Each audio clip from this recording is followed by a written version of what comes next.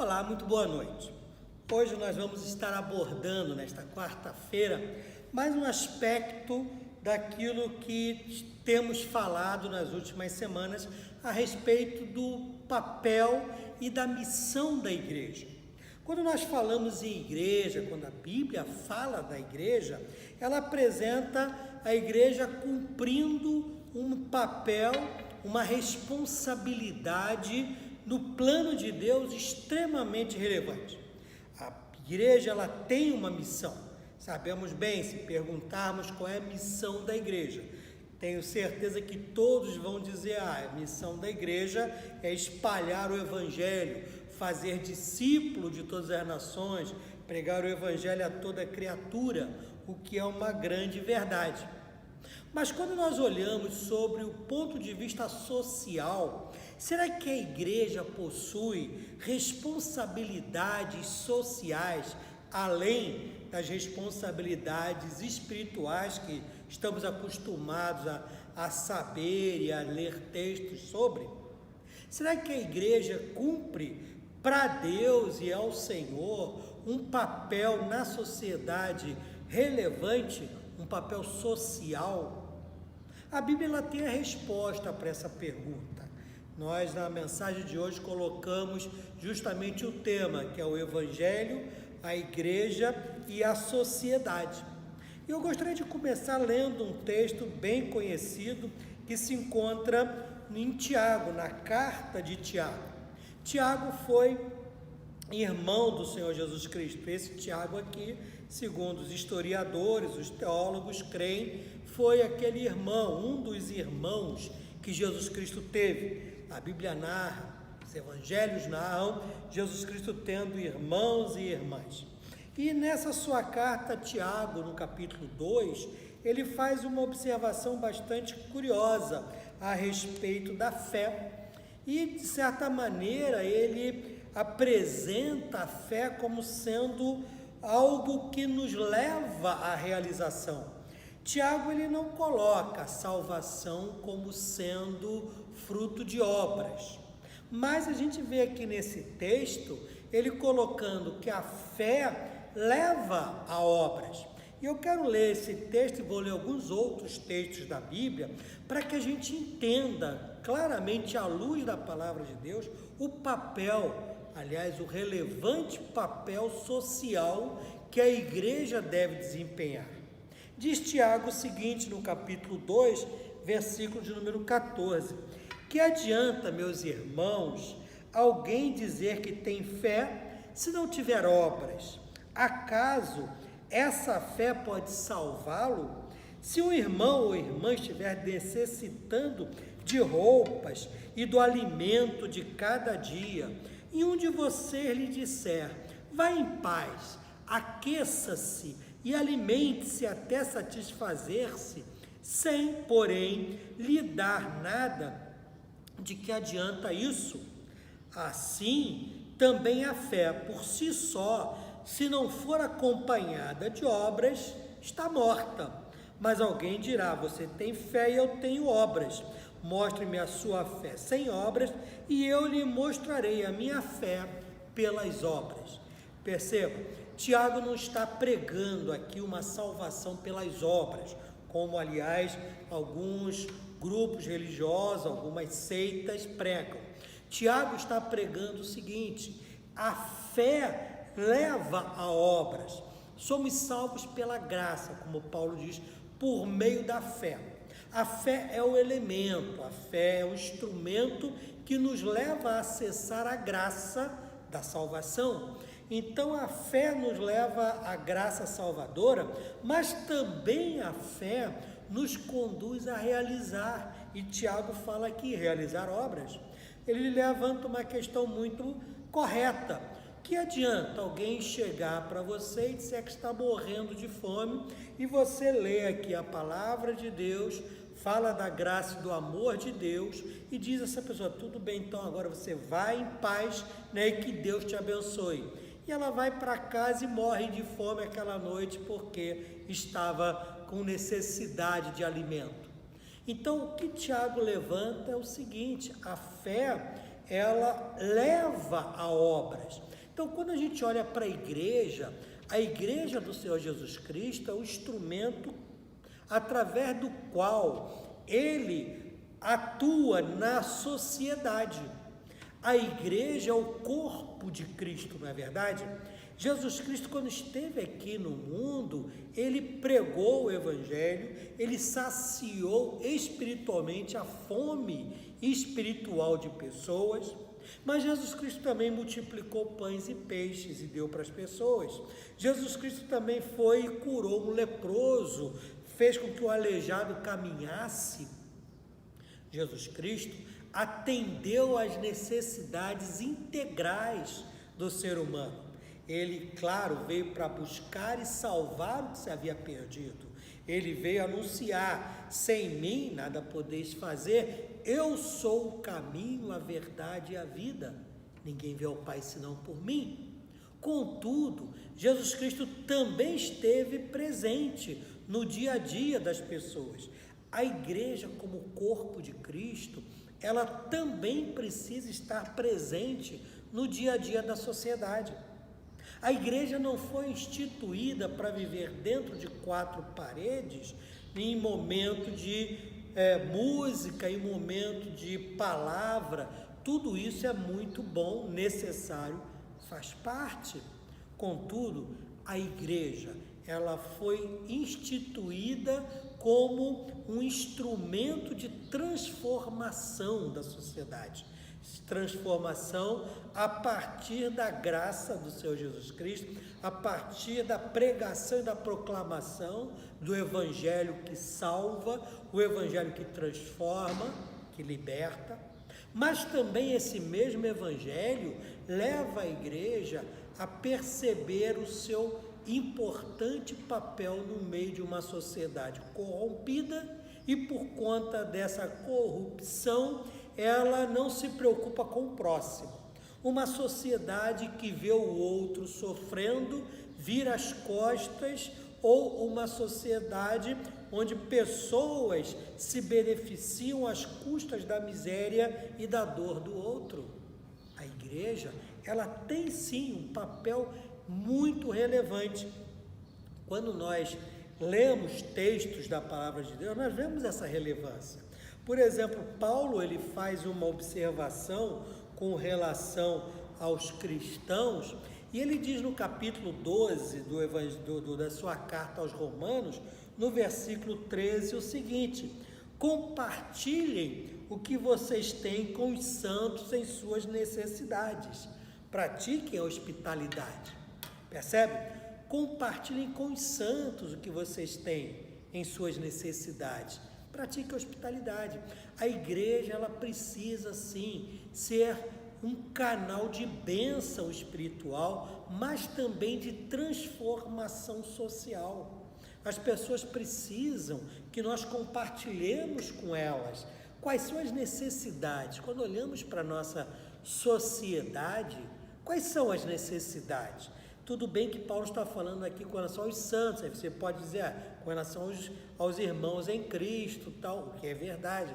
Mas também, nós vamos ver mais adiante, existe uma outra visão e uma outra apresentação, onde a igreja precisa estar na sociedade e também compartilhar com essa sociedade as suas necessidades, suas carências.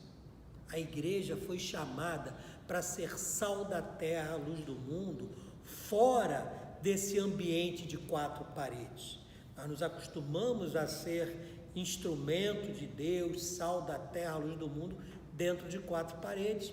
Só que isso não é o projeto de Deus. O plano do Senhor é que a igreja vá além. Por isso que Tiago fala isso, Paulo cita isso. Quando nós vamos para os evangelhos, nós encontramos Jesus Cristo caminhando com pessoas, sendo útil, sendo instrumento de bênção, curando o leproso, curando aleijado, não é? Essa é a visão da igreja. Igreja como instrumento, sim, de transformação social como um todo, através da pregação do Evangelho, mas através também da satisfação das necessidades básicas do próximo. Eu gosto muito de pensar na igreja como um bom exemplo, como um exército. Jesus Cristo, Paulo, o Antigo Testamento nos mostram, nos apresentam uma visão dessa natureza. A igreja como um exército. O exército ele marcha fora do quartel e o exército vai para a batalha.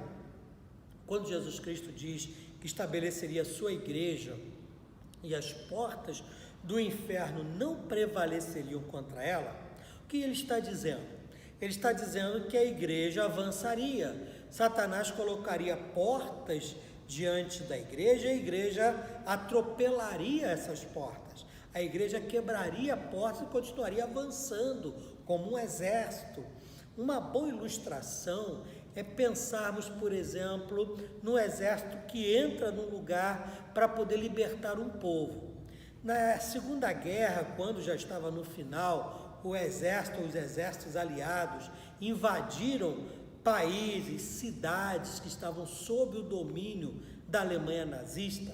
E eu gosto muito de ver esses filmes reais, históricos, que mostram cenas desse tipo.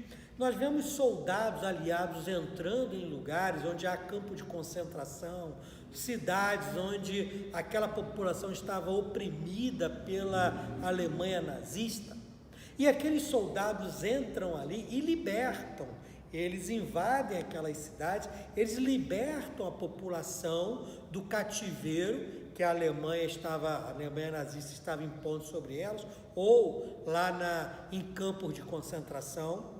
Mas não apenas libertam aquelas pessoas do domínio, da dominação alemã. O que fazem? A gente vê nos filmes, e é muito real, eles também cuidam. Pessoas estão ali, por exemplo, muitos que estavam em campos de concentração, tinham que ser tratados, quase que todos, através da medicina, precisavam de cuidados médicos. Muitos precisavam de alimento, precisavam comer, senão iam morrer. Muitos estavam ali numa inanição tremenda. Então o exército entra, liberta e também dá àquelas pessoas o alimento, o cuidado físico que eles precisavam. Essa é a igreja. A igreja precisa invadir os territórios dominados pelas forças do mal, invadir os territórios dominados por Satanás, mas ela precisa também tratar muitas vezes dessas pessoas fisicamente.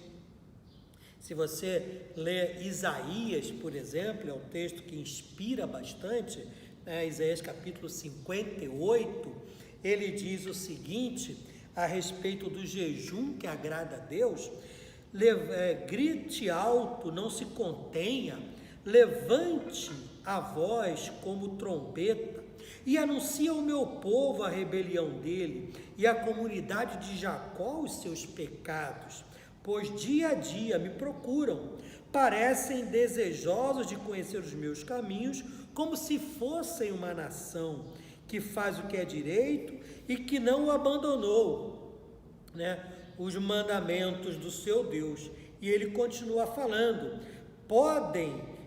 pedem-me decisões justas e parecem desejosos de que Deus se aproxime deles. Por que jejuamos, dizem, não ouviste? Por que nos humilhamos e não reparaste? Contudo, no dia do seu jejum, vocês fazem o que é do agrado de vocês e exploram os seus empregados. Aí ele continua: seus jejum terminam em discussão e rixa, e em brigas de socos brutais. Vocês não podem jejuar como fazem hoje e esperar que a sua voz seja ouvida no alto. Verso 5 diz: será esse o jejum que escolhi? Que apenas um dia o homem se humilhe, incline a cabeça como o junco e se deite sobre o pano de saco e cinzas? É isso que vocês chamam jejum? Um dia aceitável ao Senhor? E aí ele completa: o jejum que desejo não é este: soltar as correntes da injustiça, desatar as cordas do jugo, pôr em liberdade os oprimidos e romper todo jugo. Não é partilhar sua comida com o faminto, abrigar o pobre desamparado, vestir o nu que você encontrou e não recusar ajuda ao próximo? Aí sim, a sua luz romperá como alvorada, e prontamente surgirá a sua cura. A sua retidão irá diante de você, e a glória do Senhor estará na tua retaguarda. E concluindo, aí sim você clamará ao Senhor e Ele responderá, você gritará por socorro e Ele dirá, aqui estou. E é interessante esse texto de Isaías 58, porque ele apresenta exatamente o projeto de Deus para a igreja. Aqui fala para Israel, mas eu vejo isso aqui uma mensagem para a igreja. Qual é o jejum que agrada a Deus? Qual é a relação espiritual que eu tenho e você tem que agrada a Deus? Aí ele apresenta, é libertar cativos, é se você viu nu, você o cobrir, e vai por aí. Ação social, responsabilidade social. Meu irmão, minha irmã, a igreja, ela tem sim como projeto de Deus ser um instrumento que mude a sociedade através da palavra, do evangelho, da proclamação que Jesus Cristo é o único Senhor e Salvador, é o único caminho e que em Jesus encontramos a verdadeira paz, e justamente por conta disso a igreja leva também o pão, a igreja também se preocupa em sarar feridas físicas. Nossa igreja tem um projeto, muitos sabem, no REV, já há 22 anos. Hoje nós estamos indo para mais de 20 casas de acolhimento entre pessoas em situação de rua e também acolhimento de crianças, adolescentes, dependentes químicos. O que me chama muito a atenção são justamente quantas e quantas crianças e adolescentes chegam em nossos acolhimentos destruídas emocionalmente, psicologicamente, fisicamente, muitas vezes, crianças com idades tão baixas, 5, 4, 6, 7 anos, já com muita distorção de caráter, distorção psicológica, crianças abusadas. A igreja não pode ficar alheia a essa situação social. A igreja não pode cruzar os braços e virar as costas para isso. Ela precisa levar Jesus como salvação para essas pessoas, mas ela precisa também estender a mão e trazer essas pessoas para junto de si, para tratá-las emocionalmente, tratá-las fisicamente, tratá-las de forma humana.